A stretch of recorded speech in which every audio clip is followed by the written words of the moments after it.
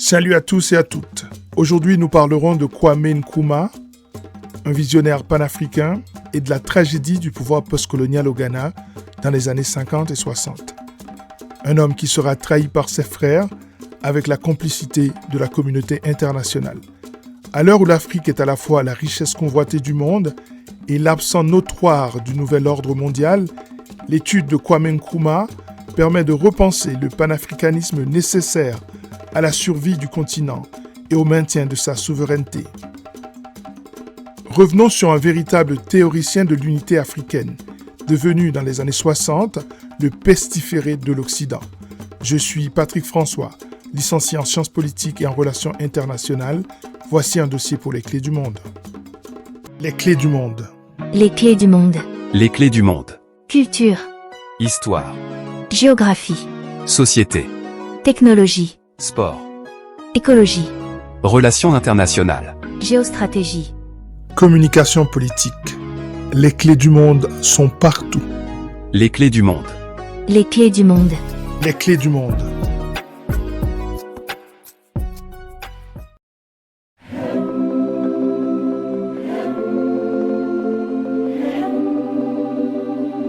Kwame Nkrumah naît en 1909 dans la Gold Coast, Côte de l'Or britannique, futur Ghana.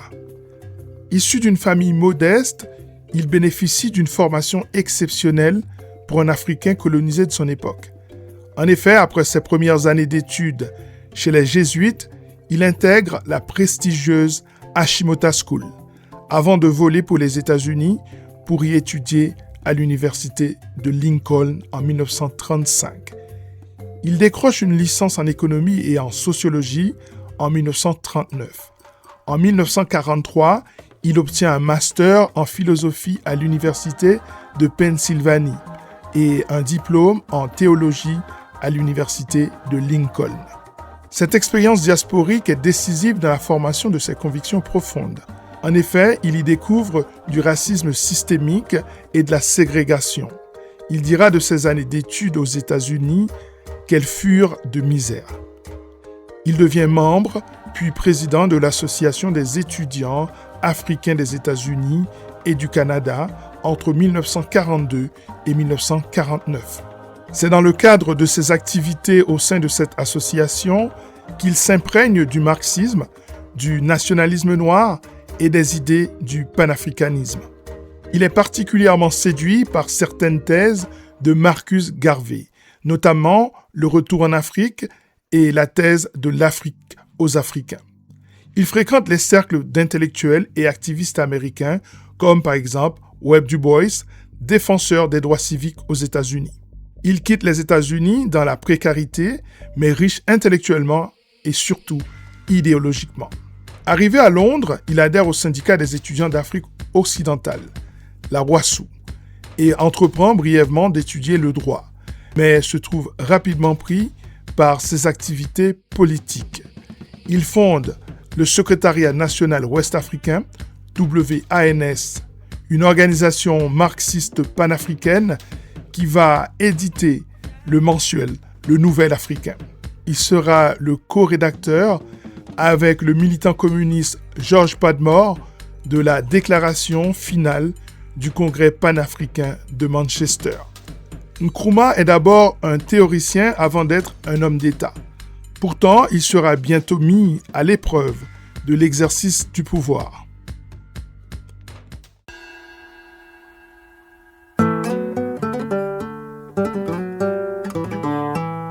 Nkrumah effectue son retour en Gold Coast le 10 décembre 1947. D'entrée, il reçoit l'invitation d'un groupe d'intellectuels rencontrés pour la plupart dans la diaspora de prendre la tête du secrétariat général du parti indépendantiste, l'UGCC, United Gold Coast Convention. Le parti fondé en août de la même année par de jeunes nobles formés au droit. Ces nobles sont des marchands africains, des capitalistes noirs qui ne cherchent pas à changer ce régime qui leur a été jusque-là largement favorable. Il leur a permis de faire des études et ensuite d'accumuler des richesses. Kwame Nkrumah intègre un groupe politique du parti appelé Big Six en compagnie de J.B. Dankwa, intellectuel, juriste, nationaliste modéré, traditionnaliste éclairé et anglophile assumé, penseur de l'état de droit, très attaché aux institutions et aux chefferies. Edouard Akufo-Addo, constitutionnaliste, prudent, élitiste libéral, défenseur du légalisme. Emmanuel Obetsebi Lamptey, éloquent, combatif, urbain, militant. Grande voix publique du nationalisme, très à l'aise dans l'agitation politique. Ebenezer Ako Adjei, cosmopolite, idéaliste, engagé. Pont entre le nationalisme ghanéen et les réseaux panafricains internationaux. Et puis William Ofori Atta, rigoureux, moraliste, réformateur, pédagogue, intellectuel austère, attaché à l'éducation et à l'éthique politique. Très vite, Kwame Nkrumah comprend les visées de ses camarades. Ces derniers ne veulent pas changer de système. Ils visent à l'améliorer en vue de défendre leurs intérêts commerciaux face aux pratiques coloniales injustes.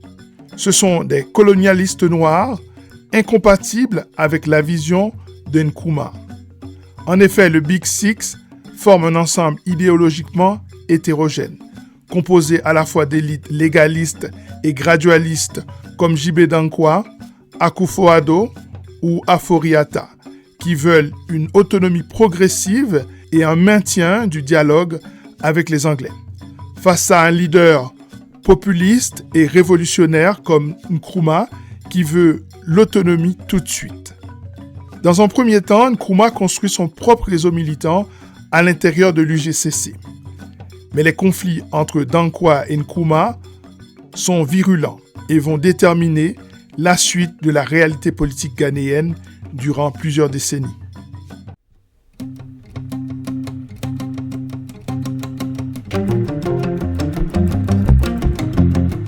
Le contexte de l'après-guerre est difficile pour le Gold Coast.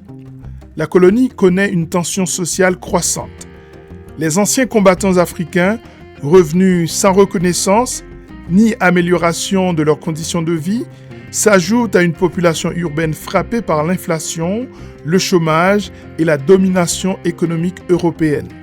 Dans ce contexte, les revendications politiques cessent d'être marginales et deviennent collectives. Ainsi, en février 1948, des manifestations d'anciens soldats à Accra dégénèrent en émeutes urbaines après que la police coloniale ait ouvert le feu.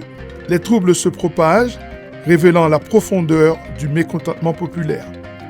Les autorités britanniques arrêtent alors 6 dirigeants nationalistes, les Big Six, dont Kwame Nkrumah, ce qui transforme ces derniers en symbole de la lutte anticoloniale. Nkrumah comprend que la lutte doit se radicaliser. Il décide de quitter l'UGCC, ce parti d'élite non validé par les masses en souffrance. Il fonde un parti politique plus conforme à ses idées. C'est dans ce contexte que Nkrumah fonde en 1949 le CPP, Convention People's Party. La dénomination est claire, le Parti du peuple, pour marquer une rupture avec l'UGCC. Son mot d'ordre est simple et radical. L'autonomie maintenant. Grâce à une mobilisation de masse, syndicats, jeunes, classe populaire, classe urbaine, contre l'administration coloniale britannique, le CPP dépasse rapidement l'UGCC.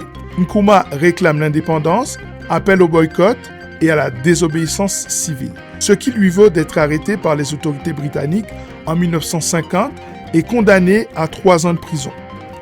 Mais loin de calmer le peuple, les manifestations et les grèves s'intensifient. Face à la répression populaire, les Britanniques engagent des réformes. Ils promulguent une nouvelle constitution prévoyant une assemblée législative dont 75 membres sont africains. Les élections législatives du 8 février 1951 sont remportées par le CPP avec une grande majorité, alors même que Nkrumah est emprisonné. Libéré, il devient le chef du gouvernement, inaugurant une phase d'autonomie interne. Les élections suivantes de 1954 et 1956 confirment la domination du CPP qui compte 700 000 membres. En effet, à la suite des élections législatives de 1956, où le CPP remporte les 3/4 des sièges, Nkrumah oblige le Royaume-Uni à concéder l'indépendance. Après un référendum favorable dans les territoires sous tutelle et des négociations finales avec Londres, le Gold Coast devient officiellement indépendant le 6 mars 1957.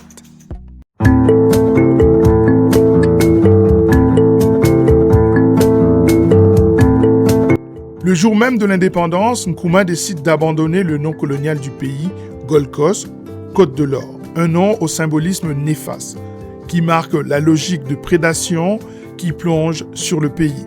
Il choisit alors Ghana, en référence à l'Empire du Ghana, qui est l'un des plus anciens grands États d'Afrique de l'Ouest.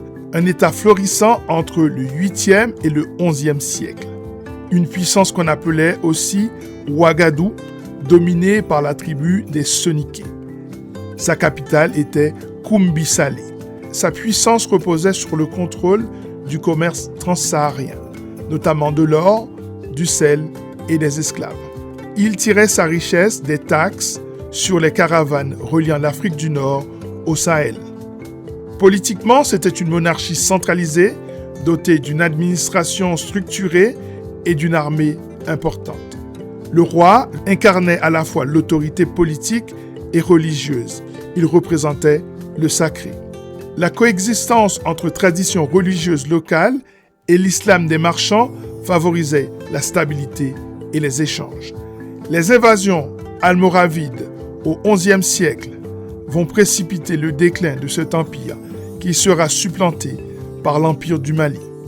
Le choix du nom Ghana en 1957 par Nkrumah est donc un geste symbolique fort, le fait d'inscrire la nation nouvellement indépendante dans une continuité historique africaine précoloniale, synonyme de puissance, de souveraineté et de dignité, soit un véritable coup de génie politique. Ghana donc, un nom unique dans toutes les langues du pays. Pour le drapeau, il choisit les couleurs jaune, vert et rouge, avec une étoile noire au milieu. En référence à la Black Star Line, la compagnie maritime transatlantique fondée en 1919 par Marcus Garvey, visant à favoriser le commerce entre les peuples noirs du monde et à faciliter le rapatriement des Afro-Américains vers l'Afrique. Le grand projet de Marcus Garvey. Le Ghana est le premier État d'Afrique subsaharienne à accéder à l'indépendance. Kwame Nkrumah en devient le premier ministre. Tout en demeurant dans le Commonwealth, le Ghana devient le 1er juillet 1960 une république démocratique. Pour l'Afrique, c'est un choc symbolique majeur. Pour les empires coloniaux, le Ghana est le mauvais élève. Nkrumah est l'homme à abattre pour le pouvoir colonial à la fin des années 50. Pourtant, il fait preuve d'une virtuosité politique sans pareille. En effet, il multiplie les concessions pour rassurer l'administration britannique. Il procède à l'africanisation de l'administration pourtant. Il prône le panafricanisme pourtant. Il développe les infrastructures de son pays grâce à la commercialisation du cacao pourtant. Il fait avancer l'éducation et la santé et accorde le droit de vote aux femmes. Mais pourra-t-il survivre aux forces politiques fréquentes et nombreuses qui veulent sa peau? Le premier étant J.B. Danquah, son ancien compagnon au sein de l'UGCC.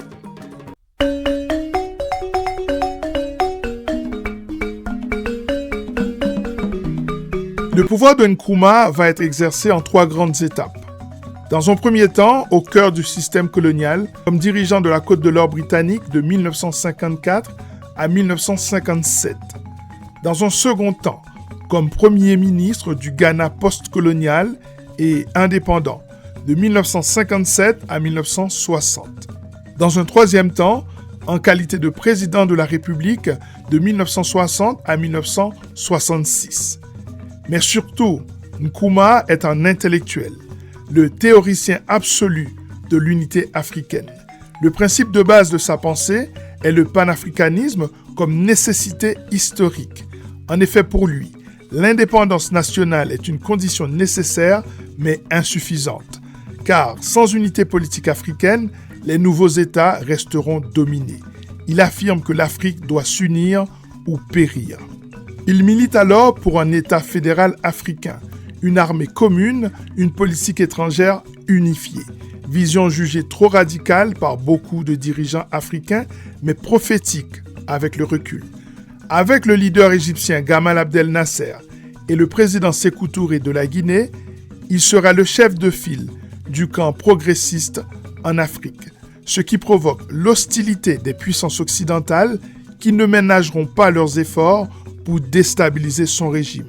En effet, son projet unitaire et sa lutte contre la balkanisation du continent constituent alors un frein à la prédation du continent. Pour les puissances coloniales, Nkrumah est l'homme à abattre.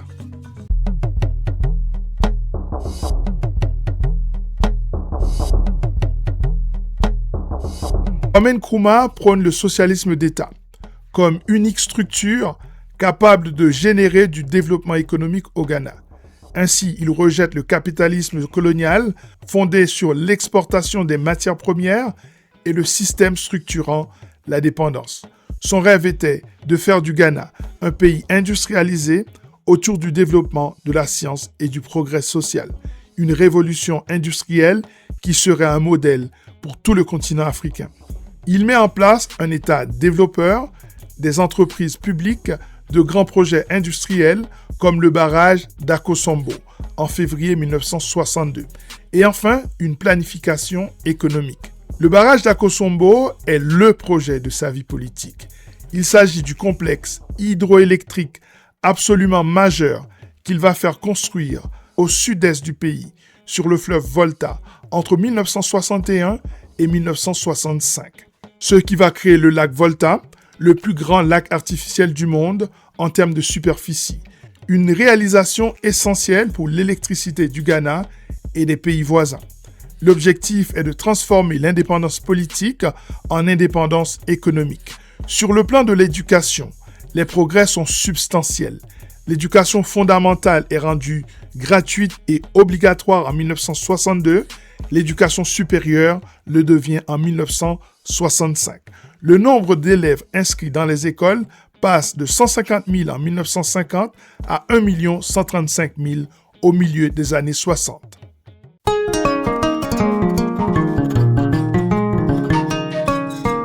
Mais le régime va progressivement se durcir.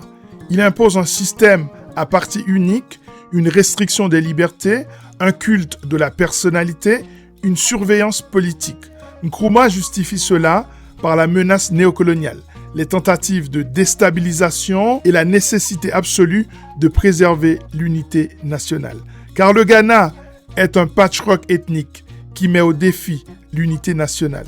En effet, le pays compte plus de 70 groupes ethniques, parmi lesquels les Akans, dont les Ashanti, près de 45% de la population, majoritaires surtout au sud et au centre du pays, suivis des Molé Dagbani, des Ewe et des Gadangme, des Kurma ou encore des Gwan.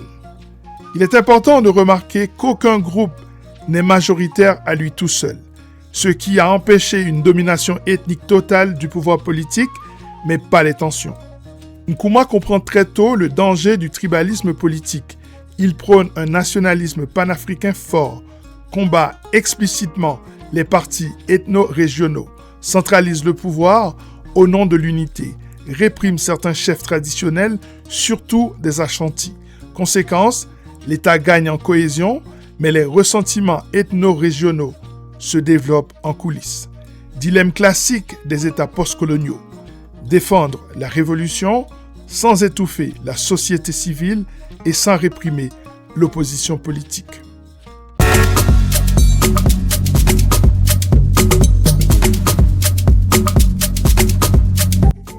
L'année 1965 est particulièrement tendue. La dette publique contractée pour financer l'industrie pèse sur l'économie. Les bailleurs de fonds font pression sur le gouvernement. Le FMI et la Banque mondiale proposent un plan d'ajustement structurel à Nkrumah qui refuse. L'inflation fait de plus en plus de mécontents, même parmi les plus fidèles soutiens au régime. Le CPP répond au mécontentement par une brutale répression des opposants. La loi sur la détention préventive, adoptée quelques années auparavant, permet au régime d'emprisonner ses opposants sans procès pendant une durée pouvant aller jusqu'à 5 ans. La tension est à son comble. Nkrumah échappe à plusieurs tentatives d'assassinat. Le chef d'état-major de la défense, Michael Otu, et le chef d'état-major adjoint, Joseph Ankra, sont limogés en août 1965 et remplacés par des officiers plus loyaux. Or, les richesses du Ghana font saliver les grandes puissances. Son cacao, son or ou encore son aluminium sont convoités par les compagnies anglaises et américaines. Le désir du président américain David Eisenhower de mettre la main sur l'aluminium ghanéen motive sa volonté de renverser Nkrumah. En coulisses, la CIA et les services secrets britanniques vont œuvrer au renversement du gouvernement.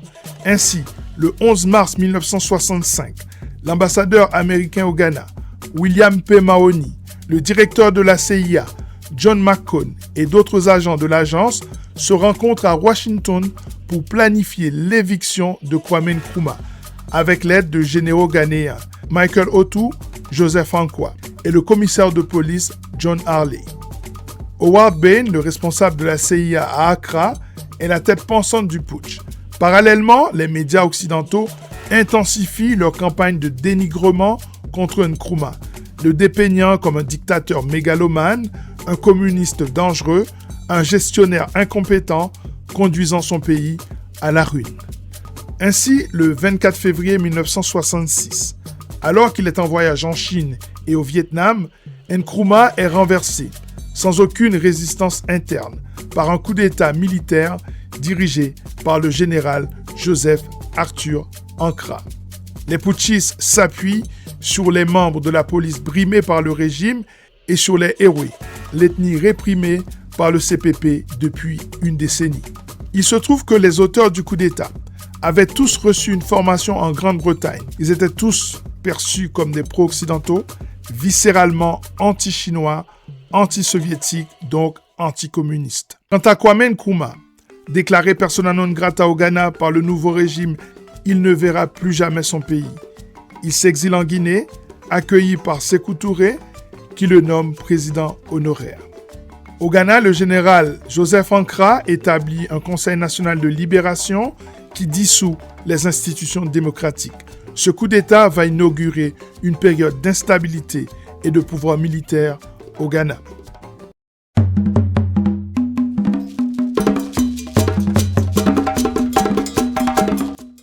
Kwame Nkrumah meurt d'un cancer de la peau le 27 avril 1972 à Bucarest, dans la République socialiste de Roumanie, à l'âge de 62 ans. Il meurt loin du pouvoir ghanéen, mais non de l'histoire du pays, de l'Afrique, du monde en développement et de l'humanité. Nkrumah possède un héritage contrasté, certes.